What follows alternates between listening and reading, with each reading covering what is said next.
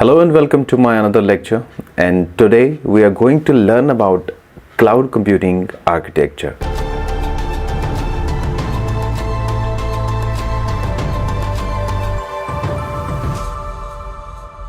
आज के लेक्चर में हम क्लाउड कंप्यूटिंग आर्किटेक्चर के ऊपर बात करेंगे and the outline, the motto of the lecture is to learn cloud computing architecture, front end, back end and components of cloud computing architecture.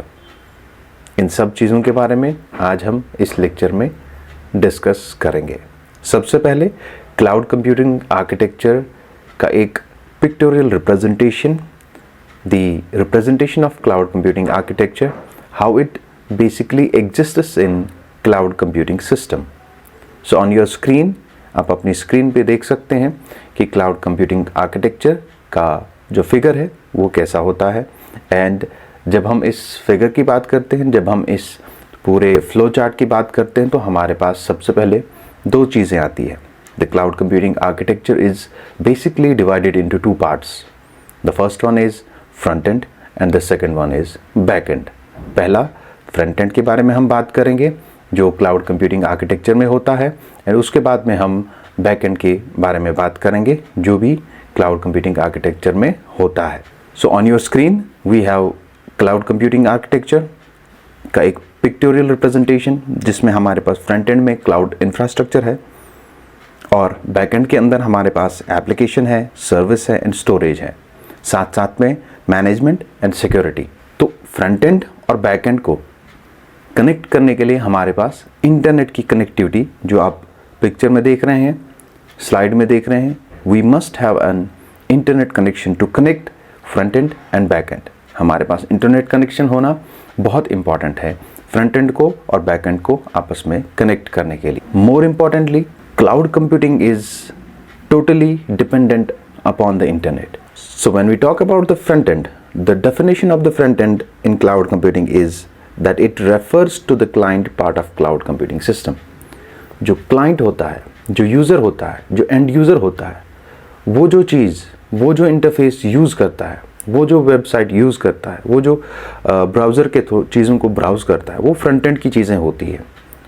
और front end में जो भी यूज़र या जो भी क्लाइंट चीज़ को इस्तेमाल करता है, उसको बैकएंड के सोचने की ज़रूरत नहीं होती है कि बैकएंड कैसे चल रहा है, कैसे नहीं चल रहा है. उसको बैकएंड का हेडेक नहीं होता है. फ्रंट एंड का काम होता है या फ्रंट यूज़र का काम होता है या एंड यूज़र का काम होता है या क्लाइंट का काम होता है सिर्फ आगे वाला उसका जो पोर्शन है जिस पे वो काम करता है, जिसको वो ब्राउज़ करता है, जिसको वो देखता है, वो सही से चलना चाहिए. उसको बैकएंड के साथ कोई लेना देना नहीं होता है. That is what the definition says. The front end refers to the client part of cloud computing system. यानी कि एंड यूज़र का जो पार्ट होता है उसको हम फ्रंट एंड कहते हैं.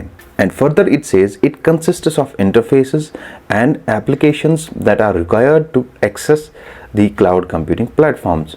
It consists of interfaces. Interface क्या होता है कि जो हमें एक फ्रंट एंड को और बैक एंड को मिला के एक प्रोडक्ट जो देता है वो इंटरफेस होता है जिसके थ्रू हम कम्युनिकेट करते हैं, जिसके थ्रू हम ब्राउज करते हैं, जिसको हम यूज़ करते हैं as end user. And it is required to access the cloud computing platforms. और वो चीज़, वो फ्रंट एंड जो हमें यूज़ होता है, जो हमें इस्तेमाल होता है क्लाउड कंप्यूटिंग की सर्विसेज को एक्सेस करने के लिए, उस चीज़ को हम फ्रंट एंड कहते हैं.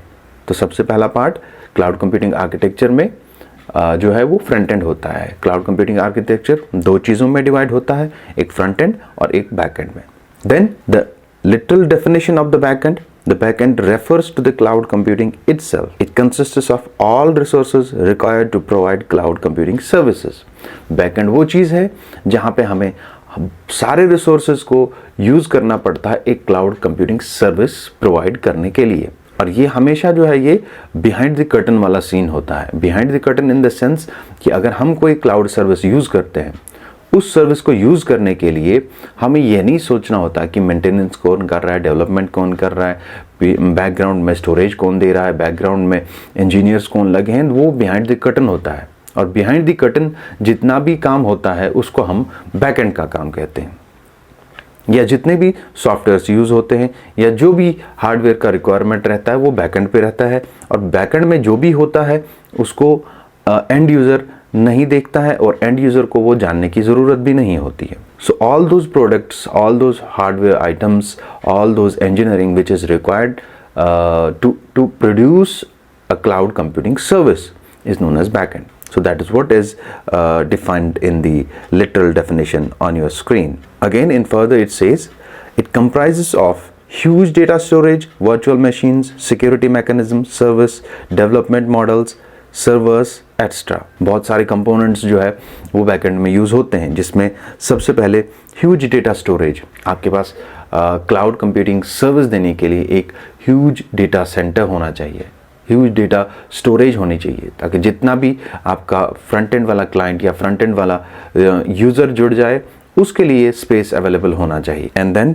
वर्चुअल मशीन्स, आपके लिए वर्चुअल मशीन, वर्चुअल मैकेनिज्म भी होना चाहिए, ताकि आपका एक सॉफ्टवेयर जो है वो सॉफ्टवेयर हर कोई क्लाइंट एज एन इंडिविजुअल उसको यूज़ कर सके. एक इंडिविजुअल तौर पे उसको लगना चाहिए कि आपका सिस्टम जो है सिर्फ उसके लिए बना है, जबकि वो बेसिकली वर्चुअली उसके लिए होता है. वो प्लेटफॉर्म वर्चुअली डिवाइड होता है, वो प्लेटफॉर्म आपके सब यूज़र्स के अकाउंट में. उनको लगता है कि आपका जो ये सिस्टम है जो आप एज अ सर्विस प्रोवाइड कर रहे हो थ्रू क्लाउड कंप्यूटिंग, ये सिर्फ उनके लिए बना है, जबकि वो एक ही सिस्टम होता है और वर्चुअल मशीन्स के थ्रू उसको डिवाइड किया जाता है, ऐसे जैसे सबको लगे कि सिर्फ उसके लिए वो चीज़ बनी हुई है. Then going further, security mechanism. Security mechanism में क्या है कि जितना भी डेटाबेस आप क्लाउड कंप्यूटिंग के ऊपर लोड कर रहे हो या जितना भी डेटाबेस आप क्लाउड कंप्यूटिंग के ऊपर जमा कर रहे हो वो सिक्योर है कि नहीं है, उसको भी देखने का काम जो है वो बैकएंड का रहता है. बैकएंड ही उसको संभालता है, बैकएंड ही उसको देखता है कि उस डेटाबेस को जो यूज़र के थ्रू आ रहा है या जो आप डेटाबेस प्रोवाइड कर रहे हो वो सिक्योर है कि नहीं. उसकी सिक्योरिटी के एल्गोरिदम्स जो है वो बैकएंड ही देखता है और बैकएंड को ही वो देखना पड़ता है. देन सर्विसेज, कौन सी सर्विस आप दे रहे हो, किस तरह की सर्विस आप दे रहे हो यूजिंग क्लाउड कंप्यूटिंग, वो भी बैकएंड का ही एक पार्ट है. उसके बाद डिप्लॉयमेंट मॉडल्स, आप किस तरह से इस क्लाउड सर्विस को डिप्लॉय करते हो. डिप्लॉयमेंट मॉडल्स के बारे में हम नेक्स्ट लेक्चर में पढ़ेंगे, कितने हमारे डिप्लॉयमेंट मॉडल्स हैं क्लाउड कंप्यूटिंग के अंदर, कि किस तरह से हम अपने मॉडल को डिप्लॉय करते हैं पब्लिक के लिए या किस तरह से हम ऑर्गेनाइजेशंस के लिए अपने क्लाउड मॉडल को डिप्लॉय करते हैं. ये भी बैकएंड का ही काम रहता है. देन सर्वर्स, आपके पास सर्वर्स होने चाहिए, डिफरेंट सर्वर्स होने चाहिए या डिफरेंट लोकेशंस पे होने चाहिए, क्योंकि कभी क्या होता है अगर आपका एक सर्वर बैठ जाता है, उस सर्वर को उस टाइम को मेंटेन करने के लिए, उस टाइम के डेटा को मेंटेन करने के लिए आपके पास एडिशनल सर्वर्स होने चाहिए. उनमें इमेज कॉपी होनी चाहिए आपके डेटाबेस की, ताकि जो आपका सर्विस है वो कभी डाउन ना हो जाए. तो उसके लिए आपको सर्वर्स भी चाहिए होते हैं और ये सारा काम जो है ये बैकएंड का होता है. सो गोइंग फर्दर, हमें यहाँ पे ध्यान में ये रखना है कि it is the responsibility of the backend to provide built in security mechanism, traffic control and protocols. जैसा हमने अभी सिक्योरिटी मैकेनिज्म में सुना कि बैकएंड का काम रहता है कि सिक्योरिटी मैकेनिज्म को बढ़ाए, सिक्योरिटी प्रोटोकॉल्स को बढ़ाए, सिक्योरिटी ट्रैफिक कंट्रोल, जितना भी डेटाबेस एक्सचेंज हो रहा है front end to back end, उसको मेंटेन करने का काम जो है वो बैकएंड का ही होता है. So point to be noted.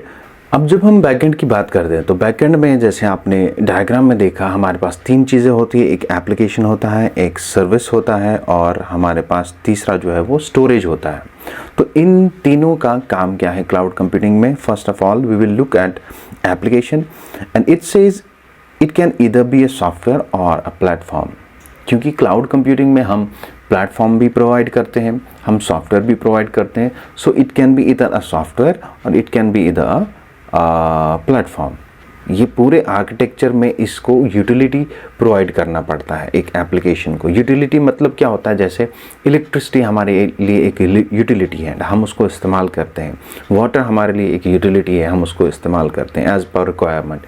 सो इस तरह से जो क्लाउड एप्लीकेशन होता है ये हमें एज यूटिलिटी हम इसको यूज़ करते हैं एज पर आर रिक्वायरमेंट हम इसको इस्तेमाल करते हैं। क्लाउड कंप्यूटिंग के अंदर अगर हम एग्जांपल देखें एप्लीकेशंस की, तो एप्लीकेशन की एग्जांपल में हम बहुत सारी क्लाउड स्टोरेज सर्विसेज लेते हैं ऑनलाइन, जिन पे हम अपना डेटाबेस जो है वो अपलोड करते हैं, या कोई भी वेब सर्विस हम जहाँ पे हम अपना वेबसाइट लॉन्च करते हैं, या कोई भी चीज़ हम अपना जो है अपलोड करते हैं उस जगह के ऊपर, वो जो है वो एग्जाम्पल होती है एक एप्लीकेशन की। There are different applications available online which are working on cloud computing based architecture, जिनको हम एज एंड यूज़र्स यूज़ करते हैं और इस्तेमाल करते हैं अपने रिक्वायरमेंट के हिसाब से। Then when we talk about the storage of cloud computing system, तो storage का बहुत ही बड़ा important रोल रहता है cloud computing के अंदर, क्योंकि cloud computing storage के बगैर कुछ नहीं है। क्योंकि हमारी जो basic concept जो हमारा cloud computing का है वो storage का ही, उसको हम कैसे देते हैं, कैसे provide करते हैं, that is the secondary question, but the basic question is कि हम जो है क्लाउड कंप्यूटिंग का बेसिक फंडामेंटल जो सर्विस है वो है स्टोरेज देना। तो स्टोरेज में हमारे पास it says in the definition, it stores and maintains data like files, video, documents extra over the internet. हम डिफरेंट मल्टीमीडिया के जो हमारे फॉर्मेट्स हैं हम उनको स्टोर करते हैं क्लाउड के ऊपर, या जो हम क्लाउड से उन मल्टीमीडिया फाइल्स को जो है वो डाउनलोड करते हैं। इस स्टोरेज का ये एक जो है एट्रीब्यूट है। और some of the popular examples of storage services are on your screen. Amazon S3 services are there, Oracle Cloud Storage services are there, or Microsoft Azure storage are the examples of cloud computing storage. Then another component of the backend is management. Management का काम बहुत ही important रहता है।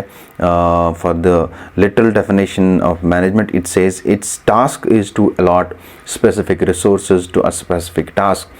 Management का काम क्या रहता है, इनको रिसोर्सेज को अलॉट करना होता है एक जो जितने भी इनके स्पेसिफिक टास्क जो है वो चलते रहते हैं। It simultaneously performs various functions on cloud environment. Cloud environment के ऊपर ये साइमल्टेनियसली बहुत सारी फंक्शंस जो है वो परफॉर्म करते हैं। It helps in management of components like application, tasks, service, security, data storage and cloud infrastructure. Basically management जो है ये पूरा कंट्रोल करता है सिचुएशन के ऊपर, ये पूरा कंट्रोल करता है कि एप्लीकेशंस के एट्रीब्यूट्स के ऊपर, टास्क्स के ऊपर, सर्विसेज के ऊपर, सिक्योरिटी के ऊपर, डेटा स्टोरेज के ऊपर, जितना भी आपस में कम्युनिकेशन होता है इन चीज़ों का, उनके ऊपर जो है वो मैनेजमेंट का हाथ होता है। And last point in the management, it says in simple terms it establishes coordination among the cloud resources.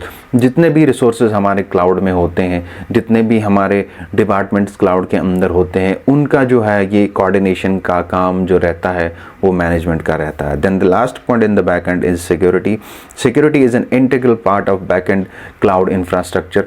जो क्लाउड इंफ्रास्ट्रक्चर है पूरा, जहाँ पे हम एंड यूज़र क्लाउड एप्लीकेशंस या end user cloud web service को इस्तेमाल करता है, वहाँ पे सिक्योरिटी का बहुत ही इम्पॉर्टेंट रोल रहता है। अगर हमारा क्लाउड सिक्योर नहीं है तो कोई भी क्लाउड को यूज़ नहीं करेगा। So it is an important task, ये बहुत ही रेपुटेड टास्क होता है क्लाउड कंप्यूटिंग फैसिलिटी प्रोवाइडर्स के पास में, कि इसको बहुत ही अच्छे से बनाना होता है, इसको बहुत ही अच्छे से एल्गोरिथम्स लगाने होते हैं, इसको बहुत ही अच्छे से जो है वो सिक्योर करना पड़ता है। Then only the clients will purchase this cloud computing services from cloud service providers, or users can trust on cloud service applications or cloud service providers.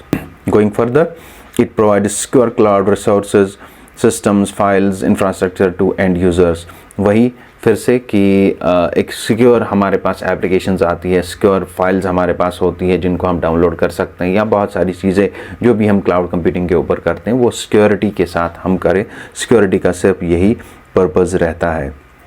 So this is all about the basic architecture of cloud computing, जहाँ पे हमने first of all we have divided cloud computing into two parts. One is front end and the back end, और front end में हमारा जो है वो cloud infrastructure होता है और वो कनेक्ट होता है हमारे बैकएंड के साथ में, जहाँ पे हमारे पास एप्लीकेशन होती है, सर्विस होती है, स्टोरेज होती है, then we have security and management. ये सब चीज़ें जो है ये आपस में जुड़ी हुई होती है और ये सब चीज़ों का जब आपस में कोऑर्डिनेशन होता है, कंट्रोल होता है और उस कंट्रोल से हमारे पास एक एप्लीकेशन आती है क्लाउड कंप्यूटिंग की और हम उसको यूज़ करते हैं। It is not only application, हमारे पास बहुत सारे जो क्लाउड कंप्यूटिंग के सर्विस मॉडल्स हमने देखे, जहाँ पे infrastructure as a service, platform as a service और सॉफ्टवेयर एज अ सर्विस, ये सारी चीज़ें हमारे पास आती है एक सिक्योर एप्लीकेशन के तौर पे, एक सिक्योर प्लेटफॉर्म के तौर पे और एक सिक्योर इंफ्रास्ट्रक्चर तौर पे, और उसके बाद हम उसको यूज़ करते हैं।